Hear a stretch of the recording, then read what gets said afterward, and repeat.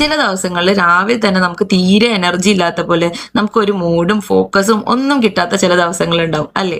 So അങ്ങനത്തെ ദിവസങ്ങളിൽ നിങ്ങൾ രാവിലെ എണീറ്റ പാടെ ആദ്യം എന്തായിരുന്നു ചെയ്തതെന്നൊന്ന് ചിന്തിച്ചു നോക്കൂ. നമ്മളിൽ പലരും രാവിലെ എണീറ്റ പാടെ നേരെ ഫോൺ എടുക്കുന്നവരായിരിക്കും അല്ലെ? ഫോൺ എടുക്കും, ഇൻസ്റ്റഗ്രാം ഓപ്പൺ ആക്കും, റീല് സ്ക്രോൾ ചെയ്യും.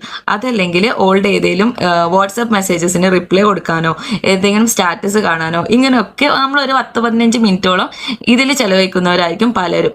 സോ ഈ സമയത്ത് നമ്മൾ മറന്നു പോകുന്ന ഒരു കാര്യമുണ്ട്, നമ്മളെ വാട്ടർ ഇൻടേക്ക്. സോ നമ്മൾ ഉറങ്ങുന്ന സമയത്ത് ഒരു 6 to 8 മണിക്കൂർ വരെ നമ്മളെ ബോഡിക്ക് പ്രോപ്പർ ആയിട്ടുള്ള വാട്ടർ ഒന്നും കിട്ടാത്തത് കൊണ്ട് തന്നെ നമ്മളെ ബോഡി ഒരു ഡീഹൈഡ്രേഷൻ സ്റ്റേറ്റിലായിരിക്കും അല്ലെ?